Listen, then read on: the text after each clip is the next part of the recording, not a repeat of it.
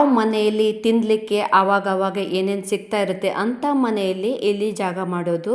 ನಿಮ್ಮ ಮನೆಯಲ್ಲಿಯೂ ಕೂಡ ಎಲೆ ಕಾಟ ಜಾಸ್ತಿ ಆಗಿದ್ದರೆ ನಿಮ್ಮ ಮನೆಯಲ್ಲಿನ ದವಸ ಧಾನ್ಯಗಳನ್ನು ಅಥವಾ ಸಾಮಾನುಗಳನ್ನು ಕಡಿದು ಹಾಳು ಮಾಡ್ತಾ ಇದ್ದರೆ ಇದು ದೇಸಿ ಮತ್ತು ಪವರ್ಫುಲ್ಲು ಮನೆಮದ್ದನ್ನು ಮಾಡಿ ನೋಡಿ. ಮನೆಯಲ್ಲಿ ಇಲಿ ಇದ್ದರೆ ಅದು ಕಾಳುಗಳನ್ನು ಅಷ್ಟೇ ಅಲ್ಲ, ಕೆಲವೊಮ್ಮೆ ನಮ್ಮ ದುಬಾರಿ ವಸ್ತುಗಳನ್ನು ಕೂಡ ಕಡಿದು ಹಾಳು ಮಾಡುತ್ತೆ. ಇವನ್ನು ಹೊರಗಡೆ ಓಡಿಸ್ಲಿಕ್ಕೆ ನಾವು ಮಾರ್ಕೆಟಲ್ಲಿ ಸಿಗುವಂಥ ಬೇರೆ ಬೇರೆ ಪ್ರಾಡಕ್ಟ್ ಅಥವಾ ರ್ಯಾಟ್ ಕಿಲ್ಲರನ್ನು ತಂದು ಇಡ್ತೀವಿ. ಅದನ್ನು ತಿಂದು ನಮ್ಮ ಮನೆಯಲ್ಲಿ ಯಾವುದೇ ಒಂದು ಮೂಲೆಯಲ್ಲಿ ಇಲಿ ಸತ್ತು ಬಿದ್ದರೆ ಅದರಲ್ಲಿರುವಂಥ ಬ್ಯಾಕ್ಟೀರಿಯಾ ಅಥವಾ ಜಮ್ಸ್ ನಮಗೆ ಇನ್ಫೆಕ್ಷನ್ ಆಗಿ ಅದರಿಂದ ಹಾನಿಕರ ಅನ್ನೋದು ನಿಮಗೆಲ್ಲರಿಗೂ ಗೊತ್ತಾಗಿದೆ. ಅದರಿಂದ ಇನ್ಫೆಕ್ಷನ್ ಹರಡುವ ಚಾನ್ಸಸ್ ಕೂಡ ಇದೆ. ಇಲ್ಲಿ ನಾವು ಇಲಿಯನ್ನು ಸಾಯಿಸದೆ ಅಥವಾ ಹಿಡಿಯದೆ ಮನೆಯಿಂದ ಹೊರಗಡೆ ಹಾಕಬೇಕು ಅಂದರೆ ಈ ಉಪಾಯ ಮಾಡಿ ನೋಡಿ. ಖಂಡಿತ ನಿಮ್ಮ ಮನೆಯಲ್ಲಿರುವಂಥ ಎಲ್ಲ ಇಲಿ ಹೊರಗಡೆ ಹೋಗುತ್ತೆ. ಮತ್ತೆ ಒಳಗಡೆ ಬರಲಿಕ್ಕೆ ಕೂಡ ಅವಕ್ಕೆ ಭಯ ಕಾಡುತ್ತೆ. ಫುಲ್ ಮನೆ ಮದ್ದು ಮಾಡಲಿಕ್ಕೆ ನಾನು ಹಸಿಮೆಣಸನ್ನು ತೊಗೊಂಡಿದ್ದೀನಿ. ಇಲ್ಲಿ ಗಮನ ಇರಲಿ, ನಾವು ತೊಗೊಂಡಿರುವಂಥ ಮೆಣಸಿನ್ಕಾಯಿ ಬಹಳ ಖಾರ ಇರಬೇಕು. ಕೆಲವೊಂದು ಮೆಣಸಿನ್ಕಾಯಿ ಇರ್ತವೆ ನೋಡಿ, ಅವು ಖಾರ ಇರೋದಿಲ್ಲ. ಅಂಥ ಮೆಣಸಿನ್ಕಾಯಿನ ನೀವು ತೊಗೊಳ್ಬೇಡಿ. ಬಹಳ ಖಾರ ಇರುವಂಥ ಅಂದರೆ ಇಷ್ಟೇ ಗಿಡ್ಡ ಮೆಣಸಿನ್ಕಾಯಿ ಇರುತ್ತವಲ್ಲ, ಇವನ್ನ ತಗೊಳ್ಳಿ. ಈ ಮತ್ತು ನೆಕ್ಸ್ಟ್ ಏನು ಇಂಗ್ರೀಡಿಯೆಂಟ್ಸ್ ಬೇಕಂದರೆ ನಮಗೆ ಇಲ್ಲಿ ಜೋಳದ ಹಿಟ್ಟು ಬೇಕಾಗುತ್ತೆ. ನಾವು ರೊಟ್ಟಿ ಮಾಡ್ತೀವಲ್ಲ, ಅದೇ ಜೋಳದ ಹಿಟ್ಟು ಸಾಕಾಗುತ್ತೆ. ಇದು ಈಸಿಯಾಗಿ ಎಲ್ಲರ ಮನೆಯಲ್ಲೂ ಅವೈಲೇಬಲ್ ಇರುತ್ತೆ.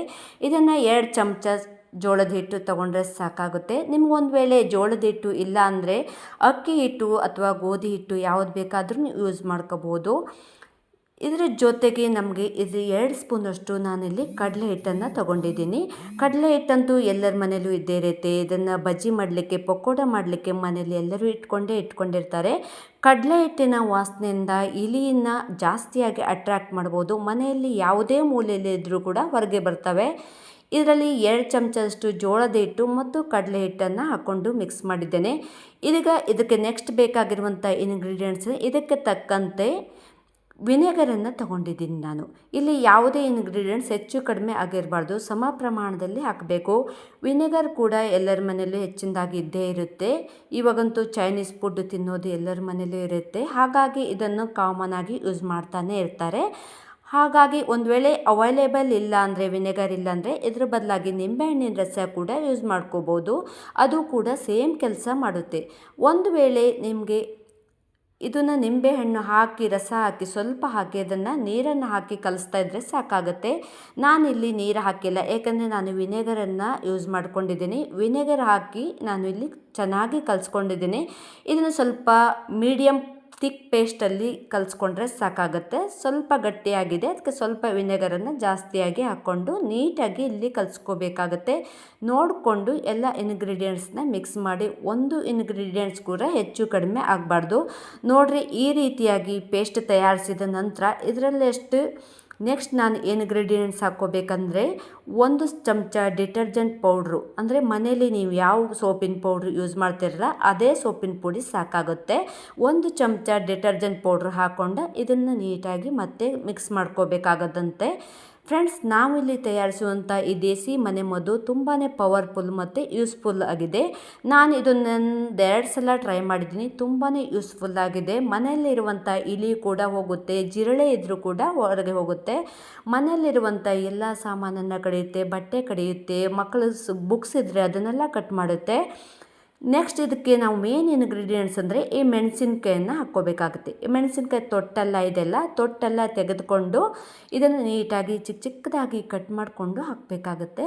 ಈ ರೀತಿ ತುಂಬ ಖಾರವಾಗಿರುವಂಥ ಹಸಿಮೆಣಸಿನ್ಕಾಯಿ ಚಿಕ್ಕದಾಗಿರುತ್ತಲ್ಲ, ಅದೇ ಹಸಿಮೆಣಸಿನ್ಕಾಯಿ ಹಾಕ್ಕೊಂಡ್ರೆ ತುಂಬಾ ಚೆನ್ನಾಗಿರುತ್ತೆ. ಒಂದು ವೇಳೆ ಹಸಿಮೆಣಸಿನ್ಕಾಯಿ ಇಲ್ಲ ಅಂದರೆ ನೀವು ಮೆಣಸಿನ ಪುಡಿ ಇರುತ್ತಲ್ಲ, ಖಾರ ಪುಡಿ, ಅದನ್ನೇ ಹಾಕಿ. ಅದು ಕೂಡ ಖಾರವಾಗಿರಬೇಕು.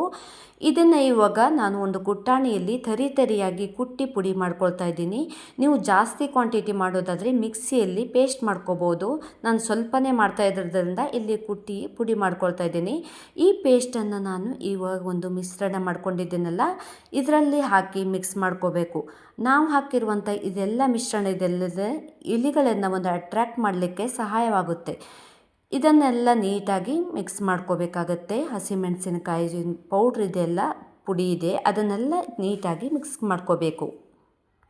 ಇದೆಲ್ಲ ಮಿಶ್ರಣವನ್ನು ಈ ರೀತಿ ನೀಟಾಗಿ ನೀವು ಮಿಕ್ಸ್ ಮಾಡ್ಕೋಬೇಕು ಚೆನ್ನಾಗಿ. ಯಾವುದೇ ಒಂದು ಕ್ವಾಂಟಿಟಿ ಕೂಡ ಇದರಲ್ಲಿ ಕಡಿಮೆ ಆಗಬಾರ್ದು, ಸಮ ಪ್ರಮಾಣದಲ್ಲಿ ಇರಬೇಕು. ನೆಕ್ಸ್ಟ್ ನೀವು ಒಂದು ಪೇಪರನ್ನು ತಗೋಬೇಕು. ಈ ಒಂದು ಪೇಸ್ಟನ್ನು ದೊಡ್ಡ ಪೇಪರಿನಲ್ಲಿ ಈ ರೀತಿ ಸವರ್ಕೋಬೇಕು. ನಾನು ನಿಮಗೆ ತೋರಿಸ್ತಾ ಇದ್ದೀನಿ ನೋಡಿ ಸವರಿ. ನೀವು ಸಣ್ಣ ಸಣ್ಣ ತುಂಡು ಮಾಡಿ ಸವರಿ ಇದನ್ನು ಇಡ್ಬೋದು. ಈ ರೀತಿ ಎಲ್ಲ ಪೇಸ್ಟನ್ನು ಪೇಪರ್ಗೆ ಸವರಬೇಕು. ಇವಾಗ ನಿಮ್ಮ ಮನೇಲಿ ಯಾವ ಜಾಗದಲ್ಲಿ ಇಲ್ಲಿ ಜಾಸ್ತಿ ಬರುತ್ತೆ ಅಲ್ಲಿ ಇಡಬೇಕಾಗತ್ತೆ ನೋಡಿ. ಈ ರೀತಿ ಎಲ್ಲ ಪೇಪರ್ಗೆ ಈ ಪೇಸ್ಟು ಕವರ್ ಆಗಬೇಕು. ಇದನ್ನು ಸ್ವಲ್ಪ ಒಣಗಿಸ್ಲಿಕ್ಕೆ ಬೇಡಿ, ಒಣಗಲಿಕ್ಕೆ ಸಹಾಯವಾಗುತ್ತೆ. ನೆಕ್ಸ್ಟ್ ನೀವು ಇನ್ನೊಂದು ಪೇಪರನ್ನು ತಗೊಂಡು ಚಿಕ್ಕ ಚಿಕ್ಕ ಪೀಸ್ಗಳನ್ನಾಗಿ ಮಾಡಿಕೊಂಡು ಚಿಕ್ಕ ಚಿಕ್ಕ ಉಂಡೆಗಳನ್ನಾಗಿ ಮಾಡ್ಕೋಬೇಕು. ಒಂದು 5-6 ಪೇಪರ್ ಉಂಡೆ ರೆಡಿ ಮಾಡಿಕೊಂಡ್ರೆ ಸಾಕಾಗುತ್ತೆ ನೋಡಿ. ಈ ರೀತಿ 5-6 ಪೇಪರ್ ಉಂಡೆ ಆಗುತ್ತೆ. ಈ ಹಿಟ್ಟಿನ ಮಿಶ್ರಣ ಇದೆಯಲ್ಲ, ಇದರಲ್ಲಿ ಇದನ್ನು ನೀಟಾಗಿ ಮಿಕ್ಸ್ ಮಾಡ್ಕೋಬೇಕು.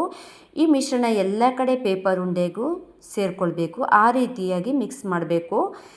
ಈ ರೆಮಿಡಿ ಇದೆಯಲ್ಲ, ಇದು ಗಮನದಲ್ಲಿರಬೇಕು. ಈ ರೆಮಿಡಿ ಈ ಚಿಕ್ಕ ಮಕ್ಕಳ ಕೈಗೆ ಯಾವುದೇ ಕಾರಣಕ್ಕೂ ಸಿಗಬಾರ್ದು. ಇದೇನಾದ್ರು ತಿಂದರೆ ಮಕ್ಕಳಿಗೆ ತುಂಬಾ ಹಾನಿಯಾಗುತ್ತೆ. ಈ ಉಪಾಯ ನೀವು ರಾತ್ರಿ ಮಲಗುವ ಮುಂಚೆ ಪೇಸ್ಟ್ ತಯಾರು ಮಾಡಿ ಇಟ್ಟರೆ ನೀವು ಬೆಳಿಗ್ಗೆ ಎದ್ದು ತೆಗಿಬೋದು.